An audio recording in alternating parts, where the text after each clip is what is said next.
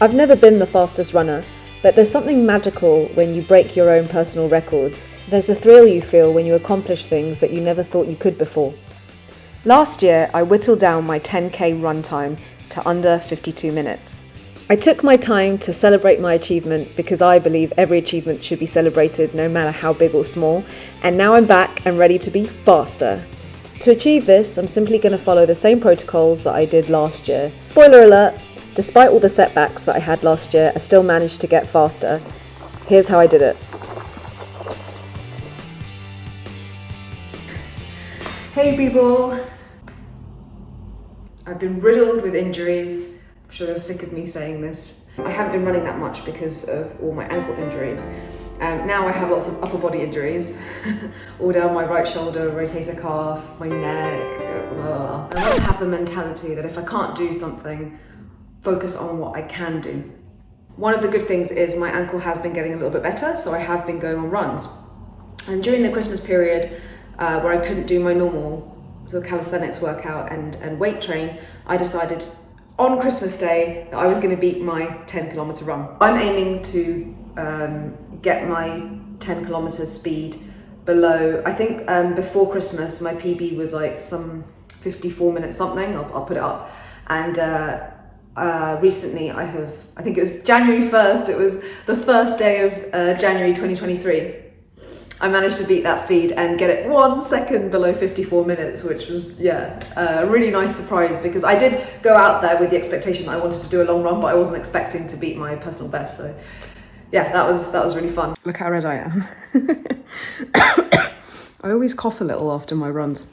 But yeah, I wasn't expecting to beat my PB, but I did by, I think, 2 or 3 seconds. I'm counting it anyway, and maybe... yeah, it's a nice little coincidence. It's the first day of 2023.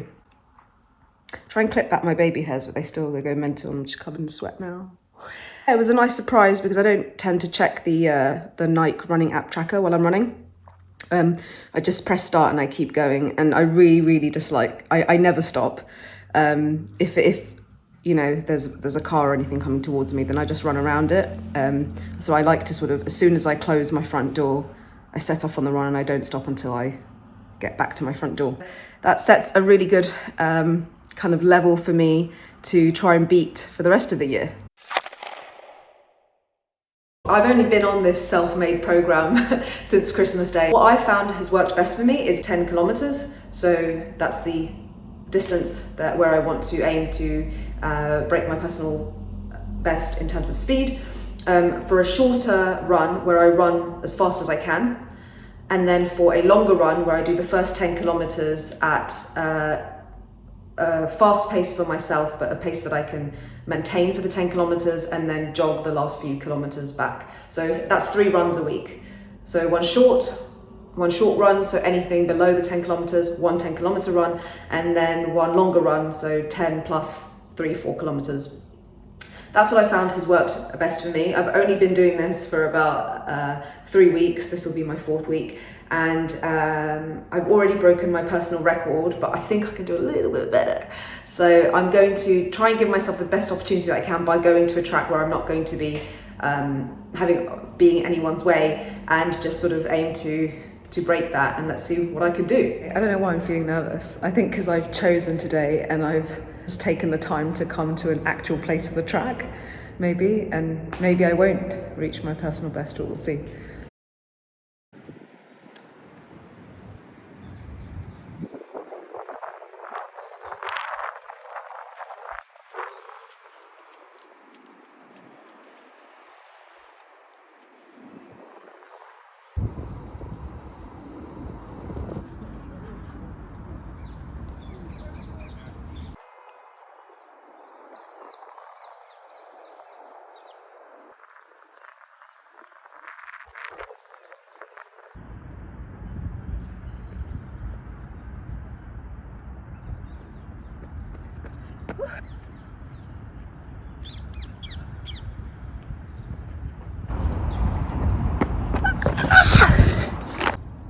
I did it.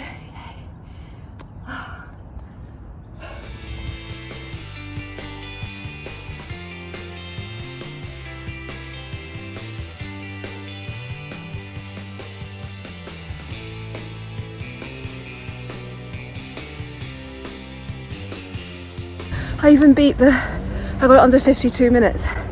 So you can see the track is pretty empty. There's no like major ups and downs. I can't even speak, so I just finished. There's no major like hills or inclines, and there's obviously nobody here. So I could run my absolute fastest, which meant I beat my personal best by like over a minute. So nice. No one's here. I could just really push and go quite fast.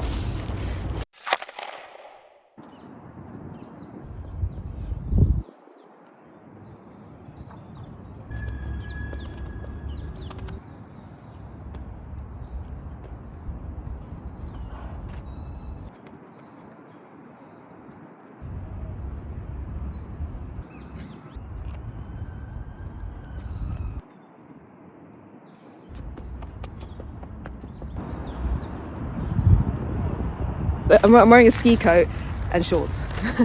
I can't even speak. New Year's resolutions even was to get my 10k under 52 minutes, which I did today, which is great. I'm on the track. So if I could get my 10k under 52 minutes just running in the park, when sometimes you have to sort of dodge people and cars and children and dogs and just everyone and muddy patches, then we're talking.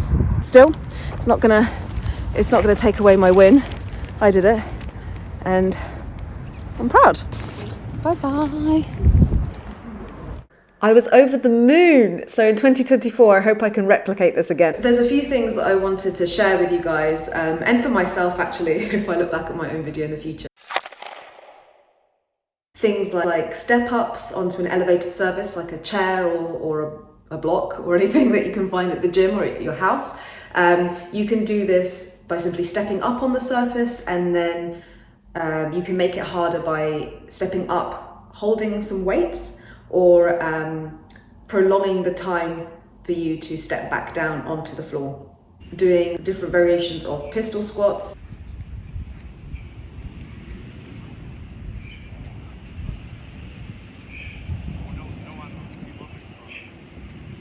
Or they don't have to be a full pistol squat, you can do it on an elevated surface again to make things easier. I've been doing my lower body resistance exercises, I'd say once a week, and they take me around 45 minutes or so, where I'm working every part of my lower body. So anything from hip thrusts, again, you can make this harder by using weights if you wanted to, or increasing the time under tension, the step ups that we spoke about, pistol squats, ankle mobility training, anything like that that's just going to make everything work better together. And then I've also recently started explosive training, so plyometric lower body training, because I've heard that this is particularly good for increasing speed. Mostly one exercise actually that I really like, and I do it really badly at the moment because it's quite advanced, so I'm hoping to get better at it. And also it's something that I've heard is good for me to increase my speed. I never wanted to put pressure in running by attempting to increase my speed. For me, it was always about the length and the distance that I could run. I have done really, really long endurance runs, whereas with speed, I felt that if I tried to focus on speed, the run wouldn't be fun even from the beginning. So for me, running was almost like a type of meditation. I never listened to a podcast or music or anything like that. It was just me and my thoughts. Maybe people don't have all these kind of mental gymnastics they have to go through before they even get out of the house to have a run. But the fact that, we're definitely the part of the world I'm from, it's raining quite a lot, we don't have the best weather. And for me, even though I know it's, going to make me feel so much better afterwards, out of every type of exercise I've ever done, honestly, the mental gymnastics that I have to go through to just get myself out there and do a run is incredible. And then when you add the fact that when you go on your runs, you're not always going to be breaking your last personal best on that run, and I know that, and yet I still find it really difficult to go on a run with all those kind of little anxieties that I have, and then the added pressure that no, but I want to beat my last run. I find I eat far more when I do cardio workouts, so anything on my bike or going for a run, it just increases my appetite so much more. And because of that, I have put on a few kilograms. It's not bad or a good thing, it's just, I've noticed I've put on a few kilograms, and since I haven't been resistance training, it's not muscle that I've put on, it's fat. But it does mean that I have a lot more energy to increase my speed and run as fast as I can. So I think now is the right time to do that. So yeah, nutrition wise, I tend to eat really a very high volume of food, and I do think that's important if you are running a lot. I eat massive meals. I think I've spoken about this before. Like, I literally eat from a trough. It's not a trough, but like, it's like a salad bowl. Imagine a bowl that you have cereal in, and then imagine it double the size. Like where you put salad when you invite your friends over and you put it in the middle of the table. That's what I eat out of. I can't eat out of a plate because it's like... So yeah, I probably eat 3 of those meals. I eat a lot of carbohydrates. That's probably why I have put on a little bit of weight, because even though I am running, like I said, I'm not doing resistance training that much, apart from my 1 session of lower body a week that I spoke about. And food's gonna go somewhere, you know, it's maths. I'm putting in a lot of food, it's gonna go somewhere. And they'll come back one day, you know, it's just patience. I've got to... No. Oh well. It's all about the running now, guys. Focus on what you can do. That's what I'm telling myself. It is hard, I'm not gonna lie, it is hard being unable to train how I like, but that's what happens when you are injured, when you have a kind of injury from training, and you live a very active lifestyle. You just have to find something else that you can do and train another part of your body. But one thing I do stick to that's really helped me, and again, there is no science that I have seen that where this benefits or takes away from anyone's running. It's completely an individual's choice of what they personally feel is best for their body, and for me, I think it's best. I run completely fasted, so I tend to do my runs in the morning as soon as I wake up, and I have some, I have some water, and then I take a bottle of water with me, about half a litre if I'm doing 10 kilometres. I have my dinner, which is quite heavy in carbohydrates, around 6-7 p.m. I have quite an early dinner, go to bed, and then wake up quite early to either go for a run or do my ice skating, and that tends to be in the morning before work. I have found that I have done a few runs after work or in the evenings, and I just can't seem to get the speed. There's a lot of chat about protein in the fitness world, and of course consuming a good amount of protein, a good ratio of protein for each of your meals is really important, especially if you're doing resistance training.